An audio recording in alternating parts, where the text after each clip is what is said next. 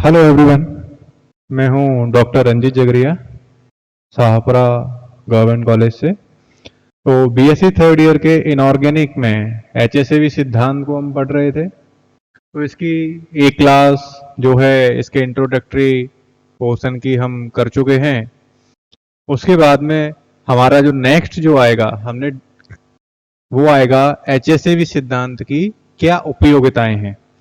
तो उपयोगिताओं के बारे में बात करने से पहले मैं आपको थोड़ा सा पुराना हमने क्या क्या पढ़ा है वो हम देख लें। तो पियर्सन के अनुसार hard acids, soft acids, hard basis और सॉफ्ट बेसिस क्या होते हैं, बॉर्डरलाइन एसिड्स या बॉर्डरलाइन बेसिस क्या होते हैं, ये सारी चीजें हमने देखी थी।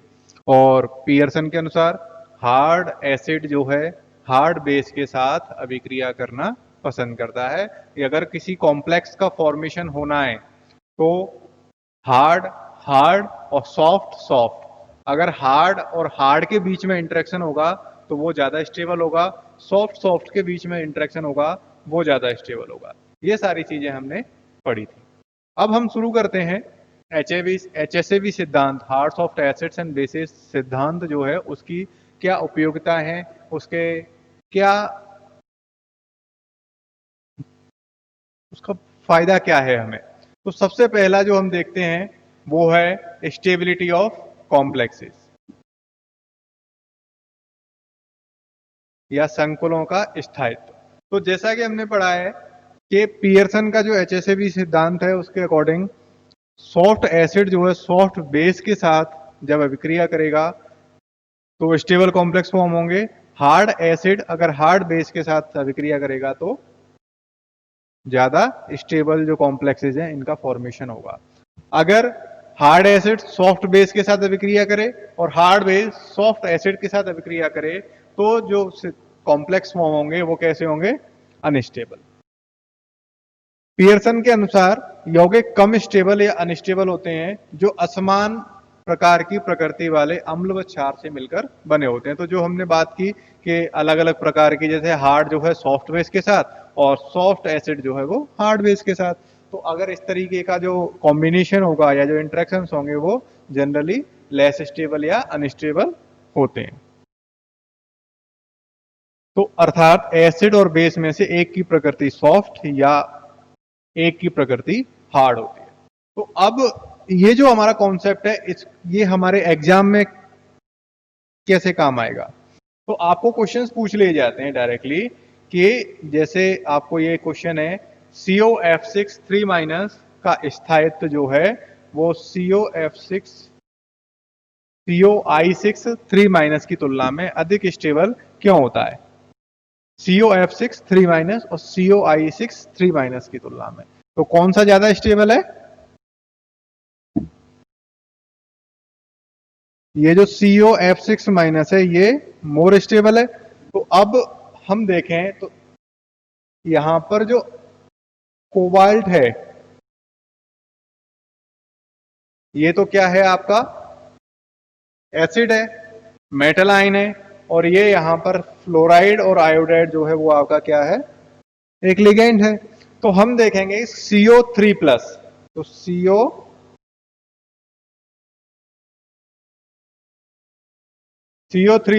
यहां भी ये जो मेटल आयन है वो CO3+ है और यहां भी CO3+, बाकी यहाँ F- और ये I-। तो अब हमने देख लिया कि यहां पर वेरिएशन किस में आ रहा है, वेरिएशन आ रहा है आपका F में और I में। तो which one is more harder, हम ये देख लें, क्योंकि हमने क्या किया, हमने ये देख लिया कि कोबाल्ट 3+ आयन जो है वो हार्ड है। तो हार्ड जो है किससे अभिक्रिया करके ज्यादा स्टेबल कॉम्प्लेक्स का फॉर्मेशन करेगा, हार्ड बेस के साथ।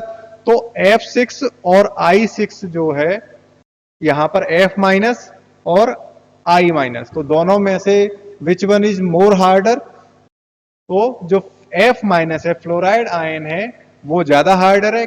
और हम इसको कंपेयर कैसे कर सकते हैं, फ्लोराइड जो है साइज में छोटा होता है तो साइज में छोटा जो होगा वो कैसा होगा, ज्यादा हार्ड होगा। तो इस चीज को हम एक्सप्लेन कर सकते हैं किस बेसिस पर कि F- जो है वो ज्यादा हार्ड है, इस वजह से ये ज्यादा स्टेबल कॉम्प्लेक्स का फॉर्मेशन करता है बजाय आई माइनस के, आयोडाइड। तो दिए गए दोनों कॉम्प्लेक्स में एक धातु लिगेंड उपस्थित है, कॉम्प्लेक्स में धातु एक एसिड और लिगेंड पर एक बेस की तरह है। ठीक है, अब ये जो है यहां पर आपने देख लिया कि जो CO3 प्लस है ये क्या है आपका हार्ड एसिड है और F माइनस जो है वो हार्ड बेस है। तो इनका नेचर कैसा है, सेम है। तो according to HSAB theory of Pearson ये कैसा फॉर्म होगा, ये स्टेबल। और यहाँ पर CO3 प्लस हार्ड एसिड और I माइनस जो है वो सॉफ्ट बेस है। तो इनकी जो नेचर है वो कैसा है, डिफरेंट। तो उस वजह से ये अनस्टेबल कंपाउंड का फॉर्मेशन करेगा। इसी तरीके से आप ये देखें कि CO3 प्लस धातु की नेचर हार्ड बेस के समान व F माइनस लिगेंड की नेचर हार्ड बेस के समान होती है। तो ये सारी चीजें जो हैं इसमें आप इसको पॉज करके आप इसको पढ़ सकते हो, जो मैंने अभी आपको बताया है वो इसमें लिखा हुआ। तो अतः HSAB सिद्धांत के अनुसार वे कॉम्प्लेक्स जिनमें एसिड व बेस का नेचर समान होता है वो कॉम्प्लेक्स स्टेबल होगा, और अगर उनका नेचर जो है वो असमान हो या डिफरेंट हो वो कॉम्प्लेक्स क्या है, जिन लेस स्टेबल या फिर अनस्टेबल होता है। इसी कारण COF63 माइनस स्टेबल होता है जबकि ये अनस्टेबल। इसी तरीके से दूसरा एग्जांपल जो है आपको ये दे रखा है, AgI2 माइनस की तुलना में AgF2 माइनस का स्थायित्व कम क्यों है। अब देखो यहाँ वहां पर क्या था कि फ्लोराइड के साथ में जो मेटल आयन था वो ज्यादा स्टेबल कॉम्प्लेक्स फॉर्म कर रहा था, लेकिन यहां पर आयोडीन जो है AgI2 माइनस ये ज्यादा स्टेबल कंपाउंड फॉर्म करेगा। तो इसको भी हम इसी तरीके से एक्सप्लेन किया जा सकता है कि Ag प्लस जो है ये तो एक सॉफ्ट एसिड होता है, Ag का साइज बहुत बड़ा होता है, चार्ज सेम है, हमने पढ़ा है कि Ag प्लस एक सॉफ्ट एसिड है और I2 जो है I माइनस जो है ये भी एक सॉफ्ट बेस है।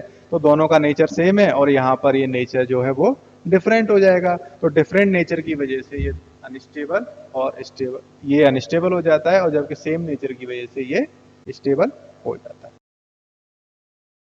सेकंड, अगर हम इसकी उपयोगिता देखें तो हार्ड सॉफ्ट लिगेंड के जुड़ने की प्रकृति के निर्धारण में। अब इसको हम कैसे एक्सप्लेन करें, क्या है, कैसे जुड़ेगा। तो जैसे अगर कोई अभिक्रिया हो रही है, कोई भी अभिक्रिया है एक्स, कोई भी XYZ कोई भी अभिक्रिया है, तो उसको हम क्या करें, जैसे कोई एक मेटल है M प्लस, इसके साथ कोई लिगेंड जुड़ा हुआ है L माइनस, और अगर कोई Y जो है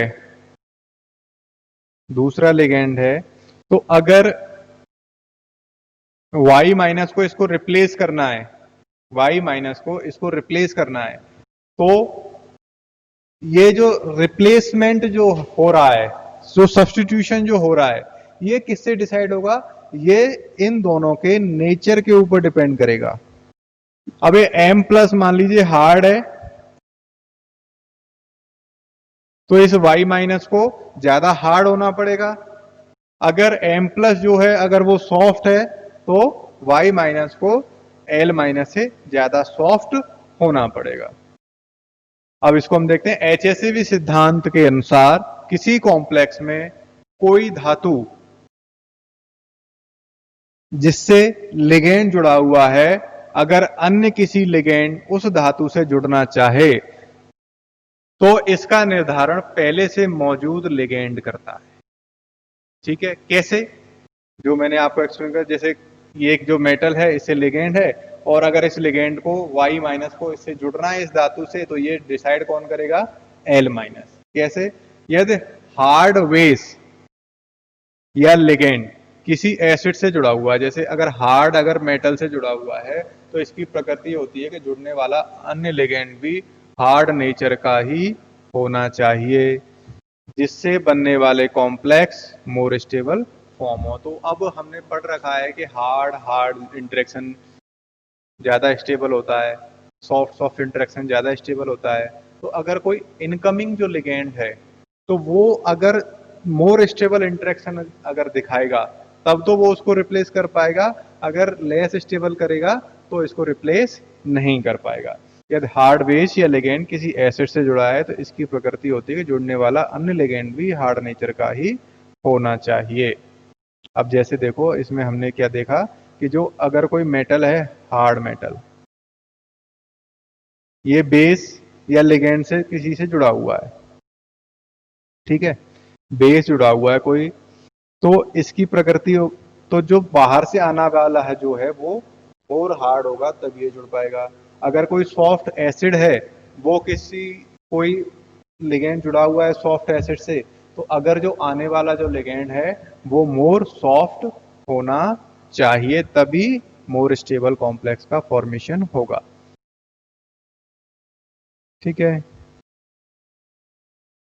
इसका मतलब क्या हुआ कि यदि एसिड से जुड़े सभी बेसेज का नेचर समान हो तो कॉम्प्लेक्स स्टेबल होगा, अन्यथा असमान होने पर अनस्टेबल हो जाएगा। अब ये हमारे कहाँ काम आता है, ये हमारे सब्स्टिट्यूशन रिएक्शंस हैं उनमें काम आएगा।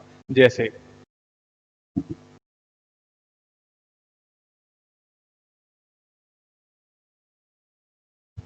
इसकी हम बात करें COCN5I3- संकुल आयन इसकी अपेक्षा अधिक स्थायी होता है। क्यों? तो अब देखो इसमें कितने लिगेंड्स हैं, लिगेंड्स के नेचर के ऊपर डिपेंड करेगा। अब जैसे साइनाइड है, ये कैसा है, सॉफ्ट बेस, आयोडाइड है, ये भी सॉफ्ट है। अगर ये जो लिगेंड्स हैं एक से ज्यादा लिगेंड्स अगर जुड़े हुए हैं तो उनका नेचर सेम होना चाहिए। इसी तरीके से साइनाइड और फ्लोराइड आयंस जो हैं इनका नेचर जैसे अलग अलग है, क्योंकि फ्लोराइड जो है वो हार्ड है और ये सॉफ्ट है, तो दोनों का नेचर अगर अलग होगा तो जो इनकमिंग लिगेंड है ये इसमें क्या होगा, अगर ये I- जो है वो इसको रिप्लेस कर सकता है।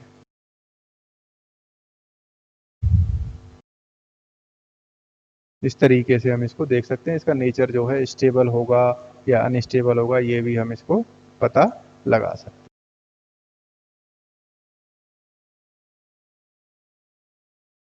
नेक्स्ट ये क्वेश्चन है, इसको आप देख सकते हो किस तरीके से, इसको पढ़ लेना आप, स्क्रीन पॉज करके।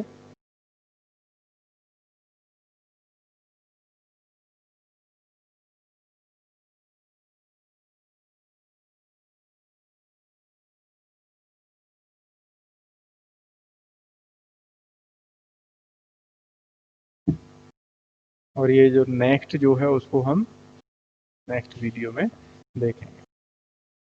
Okay, thank you.